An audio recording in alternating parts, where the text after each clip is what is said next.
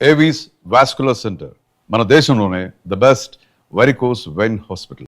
ఇప్పుడు ఏంటంటే ఫొటోస్ అండి, అప్పుడు ఫోన్ అంటే ఫోన్ అది కదా, అప్పుడు ఫోటో దిగాల, ఫోటో వెనకాల మన నెంబర్, అది కూడా పీపీ నెంబర్, మన దగ్గర ఫోన్ ఉండదు కదా. దీనికోసం ఏం చేసేవాడిని నేను, నాకు ఒక కాంటాక్ట్ కావాలి ఎలా అని చెప్పి అప్పుడు కృష్ణానగర్లో ఒక ఎస్టీడీ బూత్ ఉండేది. ఎస్టీడీ బూత్లో అక్కడ పని చేసే కొన్ని అంటే పని కంటే బాబాయ్ అంటాం శంకర్ అని, అతను ఎస్టీడీ బూత్ అది. ఆ పని కూడా దేనికి చేయటం అంటే నాకు కాంటాక్ట్ నెంబర్ కావాలి, అక్కడ ఫోన్ ఉంది. సో అక్కడ కొన్ని రోజులు పని చేసేవాళ్ళం. అక్కడ కాంటాక్ట్ నెంబర్ కోసమేనా? కాంటాక్ట్ నెంబర్ కోసం నాకు నెంబర్ కావాలి. నేను ఆఫీస్కి వెళ్తే ఫోటో వెనకాల నేను ఫోన్ నెంబర్ రాసి ఇవ్వాలి. సార్ నేను ఇంకోటి అడుగుతాను, అక్కడ పని చేస్తూ టిఫిన్స్ కోసం, ఫుడ్ కోసం 3 hours అక్కడ కూర్చుంటే ఒక పూట ఆకలి తిరద్ది అంటే ఆ ఫోన్ దగ్గర పని చేస్తే బాబాయ్ అంటూ పని చేసుకుంటూ మీకు అవునండి, అది కూడా ఒక కారణమే. ఒక పూట కడుపు నిండద్ది, కడుపు ఫుడ్ ఉంది. మీకు తెలియదు, ఇంకో విషయం చెప్తే మీరు షాక్ అవుతారు. ఎదురుగా ఇంద్రలో కాంప్లెక్స్ అని ఉండేది, వైన్ షాప్ ఉండేది. అక్కడ నైట్ వీళ్ళందరూ బీరు తాగటానికి ప్లేస్ ఎత్తుక్కుంటూ వస్తే నేను ఈ హెచ్డి బూత్ ఒక 4 floor ఉంటుంది పైన. ఆ పైన రాకేష్ మాస్టర్ ఇన్స్టిట్యూట్ ఉండేది, ఆ తర్వాత పెట్టాడు ఆయన. ఆ పైకి వెళ్ళి నేనే ఇన్వైట్ చేశాను, రండి పైకి వెళ్ళి తాగండి, బీరు బాటిల్స్ అక్కడే వదిలేసి వెళ్ళండి అని. బీరు బాటిల్ ₹2 వస్తాయి. ఓకే బీరు బాటిల్ ₹2 వస్తాయి. పొద్దున్న మళ్ళీ నేను అంటే నైట్ వీళ్ళందరూ వెళ్ళిపోయాక 12-12:30కి వెళ్ళిపోయి ఎన్ని బీరు బాటిల్స్ అన్నీ ఒక కవర్లో వేసుకొని వచ్చాను. మార్నింగ్ టిఫిన్కి వెళ్తుంది నాకు. సో అలాగ అక్కడ ఆ తర్వాత రవీంద్ర గారిని ఒక ఆయన పరిచయం, ఆయన న్యూస్ పేపర్ వేసేవారు మార్నింగ్. తర్వాత ఎర్లీ మార్నింగే ఎస్టీడీ బూత్కి బయట ఒక టేబుల్ దగ్గర న్యూస్ పేపర్స్ అమ్మేవాళ్ళం. అక్కడ ఎంతో కొంత చిల్లర వచ్చేది. తెలిసిందంటే కృష్ణానగర్లో సినిమా మీద పిచ్చితో వచ్చిన ఒక మనిషి కృష్ణానగర్లో ఎన్ని బాధలు పడాలో, ఎన్ని ఇబ్బందులు పడాలో అన్నీ పడ్డాడు చిత్రసీను. అయితే చాలా షార్ట్ టైమే, ఎక్కువ టైం కాదు, చాలా షార్ట్ టైం, తక్కువ టైం, బట్ అన్ని కష్టాలు పడ్డాడు. పడ్డాం అంటే తప్పదండి. మనం అంటే ఫిల్మ్ ఇండస్ట్రీ కాదు, ఏ రంగంలో అయినా హార్డ్ వర్క్ చేసి కష్టపడకుండా ముందుకు వెళ్ళలేమండి. నేను అదే ఫిక్స్ అయ్యే బ్రెయిన్లో. సో అలాగైతే ఆ మాస్టర్ సినిమా సెలక్షన్ జరుగుతుంటే, అన్నపూర్ణ సెలక్షన్ కాదు, ఓపెనింగ్ అంటే వెళ్ళా, చిరంజీవి గారిని చూసి. ఆ తర్వాత రాజీవ్ అని ఆయన ఉన్నాడండి, డైరెక్షన్ డిపార్ట్మెంట్, ఆయన తెలుగు కూడా వచ్చు, తమిళ్ బాగా, సురేష్ కృష్ణ. ఆయన డైరెక్ట్గా ఆయన దగ్గరికి వెళ్ళిపోయాడు, ఆయన కోడేటర్ల రేంజ్. వెళ్ళిపోయి నేను ఇలా ఆర్టిస్ట్ ట్రై చేస్తున్నానండి, నాకు ఇంట్రెస్ట్ ఇది అన్నారు. మళ్ళీ తర్వాత తెలుగులో కూడా మాట్లాడారు, దానికి ఫోటో ఇచ్చి వచ్చాను.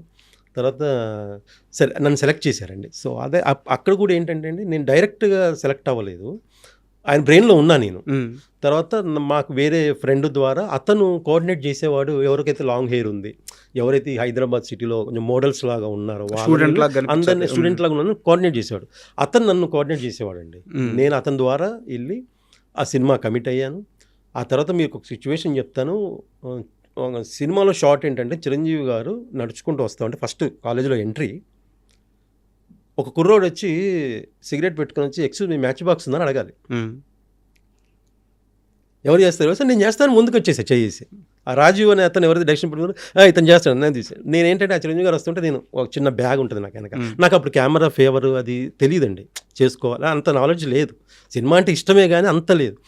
సో నేను యో అనుకుంటూ వచ్చి ఎక్స్క్యూజ్ మీ మ్యాచ్ బాక్స్ ఉందా అంటే ఆయన అది ఆయన వెళ్ళిపోతాను అంతే. చిన్న బిట్ అండి. ఆ రోజు జరిగిన సిచ్యువేషన్ చెప్తే నేను నా లైఫ్లో మర్చిపోలేని సిచ్యువేషన్ అండి అది. నేను నార్మల్, మనం బ్యాచులర్ లైఫ్ కదండి, మనం నార్మల్ డ్రెస్ వేసుకొని వెళ్ళాను. నాకు మంచి ప్యాంట్ ఓకే, షర్ట్ బాగాలేదు. కానీ చిరంజీవి గారు అంటున్నాను, ఈ కుర్రాడి షర్ట్ మారిస్తే బాగుంటుంది కానీ 2 కాస్ట్యూమర్లు వచ్చారండి, అటోకులు వచ్చి అక్కడ సెట్ నుంచి కాస్ట్యూమ్ రూమ్ ఎక్కడ ఉంటే అక్కడ నుంచి తీసుకెళ్ళి నాకు అక్కడ డ్రెస్ మార్చి ఒక రెడ్ కలర్ షర్ట్, కొంచెం బ్రైట్ షర్ట్ వేసి.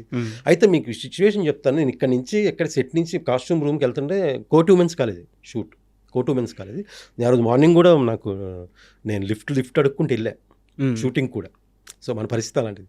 అయితే ఎక్కడైతే సెట్లో చిరంజీవి గారు డ్రెస్ షర్ట్ మార్చమన్నారు, నేను స్పాట్ నుంచి కాస్ట్యూమ్ రూమ్ వెళ్ళే లోపండి నా కళ్ళు తెలియకుండా నాకు నీళ్ళు వస్తున్నాయి, నాకు అంత బ్లర్ అయిపోతుంది, ఏం కనపడట్లేదు. అంతే కదా. అసలు చిరంజీవి గారు ఏంటి, ఒక జూనియర్ ఆర్టిస్ట్ చిరంజీవి గారు చెప్పడం ఏంటండి, కళ్ళు తుడుచుకుని ఇక షర్ట్ వేసుకుని వచ్చి ఆ షార్ట్ చేసాం, అయిపోయింది. తర్వాత ఇంకో సిచ్యువేషన్లో మళ్ళీ సేమ్ ఇంటర్వెల్లో చిరంజీవి గారు పెద్ద ఫైట్ జరుగుద్ది. ఆ ఫైట్ తర్వాత మళ్ళీ ఆయన వస్తారు, రాగానే యో నుంచి మాస్టర్ గుడ్ మార్నింగ్ మాస్టర్ అని చెప్పి తప్పించుకోవాలి, అంతే చిన్న షార్ట్. ఆ తర్వాత క్లాస్ రూమ్లో అక్కడక్కడ డ్యాన్సులు అవి ఉండేవి, స్టేజ్ అదే టేబుల్ మీద ఎక్కి డ్యాన్స్ చేయటం, టేబుల్ కట్టుకొని అవి ఇక అంతా అసలు లెంత్ చేసాం. బట్ ఎక్కువ ఆ 2-3 షాట్లు రిజిస్టర్ అయ్యాం. అది నాకు ఇప్పుడు కూడా నేను చెప్తే కానీ తెలుస్తుంది నేను అని. ఇప్పుడు అసలు యాక్చువల్గా తర్వాత కాలంలో చిరంజీవి గారితో కలిసి ఇవేవి షేర్ చేసుకున్న సందర్భమే లేదండి. కలిసిన సందర్భం ఉంది, 2-3 సార్లు ఆయనతో కలిసాము సందర్భం ఉంది. కాబట్టి అందరితో పాటు కలవటం తప్ప నేను పర్సనల్గా ఆయనతో షేర్ చేసుకుంది లేదు. ఆయన గుర్తుంటుందని ఒక నమ్మకం. ఆయన ఇంకొక విషయం అండి, ఒక రోజు నేను షూట్కి వెళ్ళలే, నాకు ఏజెంట్ చెప్పలే షూట్ ఉందని, నేను మిస్ అయ్యా. నెక్స్ట్ డే మళ్ళీ నాతో నేను ఏంటి నాకు వేరే వాళ్ళతో తెలిసిపోద్దిగా షూట్ జరిగింది, నేను నన్ను ఎందుకు రాలేదని. అమ్మో నేను రాలేకపోవటం ఏంటంటే నెక్స్ట్ డే వెళ్తే ఒక మాట అన్నారండి, చిరంజీవి గారు అన్నారంటే ఆ టేబుల్ మీద క్లాస్ రూమ్లో నేనే కనపడుతున్నా డ్యాన్స్ చేస్తూ, మైకేల్ రాలేదా అన్నారంట అని నాకు చెప్పాను. నెక్స్ట్ డే మైకేల్ అన్నారు ఆయన, గుర్తుపెట్టుకున్నారు ఆయన అని. చాలా హ్యాపీ ఫీల్ అయ్యానండి, అది లైఫ్లో మర్చిపోలేని సంఘటన. మళ్ళీ ఆ తర్వాత ఆయనతో కలిసి అది రాలేదండి, యాక్ట్ చేసే అవకాశం రాలేదు. ఎప్పుడన్నా నాకేంటంటే కొంచెం చిన్న అందరూ ఉంటే అందరూ ఆయన గురించి, ఎందుకంటే అందరూ ఆయన చూసి ఇన్స్పైర్ అయ్యి వచ్చిన కదండి, మనం అందరిలాగా ఆయనకి ఇలాగే డిస్టర్బ్ చేయొద్దని, ఎప్పుడన్నా పర్సనల్గా కలిసే అవకాశం వస్తే చెప్దామని. యాక్చువల్గా ఆయన దాకా వెళ్ళుండదు ఈ సందర్భాలు. మీరు బయట ఎక్కడైనా చెప్పినా, ఫ్రెండ్స్తో చెప్పినా, ఈరోజు ఇక్కడ చెప్తున్నది కూడా, ఒకవేళ ఆయన దాకా వెళ్తే ఖచ్చితంగా ఆయన పిలిపిస్తారు. ఎందుకంటే ఒక చిన్న ఆర్టిస్టు ఒక చిన్న సినిమాలో బాగా చేస్తే ఆయన ఇంటికి పిలిపించుకొని అభినందించే మనిషి. సో అలాంటిది చిత్రం శ్రీనుకి ఇంత ప్రేమ ఉంది, ఇంత అనుభవాలు ఉన్నాయని తెలిసిన తర్వాత ఆయన పిలవకుండా ఉండరు. మేబీ ఇంటర్వ్యూ ద్వారా అవద్యం చూడాలి. అట్లా పిలిస్తే ఇంకా నా లైఫ్కి ఇంకా ఏం అవసరం లేదు. అండ్ ఒక చిన్న ప్రశ్న, మీరు ఇంత స్ట్రగుల్ అవుతున్నప్పుడు, నేను 2000 ఎర్లీ స్టార్టింగ్ నుంచి మాట్లాడుతున్నాను, అదే టైం పీరియడ్లో మీతో పాటు ఒక వ్యక్తి ఫోటోలు పట్టుకొని మీతో పాటు మీ చుట్టూ, అంటే ఇద్దరు కలిసి కానీ లేదా మీతో పాటు కానీ తిరుగుతూ, ప్రొడక్షన్ హౌస్ల చుట్టూ తిరుగుతూ ఛాన్సుల కోసం అడుగుతూ చాలా కష్టపడ్డాడు ఇంకో వ్యక్తి. ఈరోజు అతను బిగ్గెస్ట్ స్టార్ అయి ఉన్నాడు. ఎవరు అతను, గుర్తున్నాడా మీకు? ఎవరంటే చాలా మంది తిరిగి కమెడియన్, హీరో సునీల్ గారు. యాక్చువల్గా సునీల్ గారి ప్రస్థానం గురించి చెప్పేటప్పుడు అందరూ కూడా త్రివిక్రమ్ గారు వాళ్ళంతా ఉన్నారు కాబట్టి ఇతను చాలా త్వరగా ఛాన్సులు వచ్చని చెప్పి అనుకుంటారు. కానీ సునీల్ గారు ఎంత కష్టపడ్డారో తెలియాలంటే చిత్రం శ్రీను అడుగు, చిత్రం శ్రీను చెప్తాడని చెప్పి చాలా మంది చెప్పారు. అయ్యో చాలా కష్టపడండి, ఎక్కడ ఆఫీస్కి వెళ్ళినా కనపడుతుండేవాడు ఫొటోస్ పట్టుకొని. నాకేంటంటే నాకు ఎక్కువ ఆఫీసులు తెలిసేవి, అంటే నేను కనుక్కునేవాను ఏ ఆఫీస్ ఎక్కడ ఉంది ఏంటి అని. నేను చాలామంది ఆఫీసులు తెలియకపోతే నన్ను అడిగేవాళ్ళు, ఆ సీనుకి తెలిస్తే ఆఫీసులో అడిగిన మంగటి ఆఫీస్ దగ్గరికి వెళ్తే ఉంటాడు అక్కడ. నేను నా రూల్ ఏంటంటే, నేను ఒక ఆఫీస్ చూపిస్తా, నువ్వు టిఫిన్ చేసే టైంకి వస్తే టిఫిన్ చేపియాలి, నాకు టిఫిన్ చేపిస్తే ఒక ఆఫీస్ చూపిస్తా, అంతే కదా. లంచ్ టైం అనుకోండి, నాకు లంచ్ పెట్టిస్తే నీకు ఒక ఆఫీస్ చూపిస్తా, ఇలాగా వాళ్ళు కూడా అనేవాళ్ళు సరదాగే. అంటే లైఫ్ స్ట్రగుల్ తెలియకుండా వెళ్ళిపోయిందండి.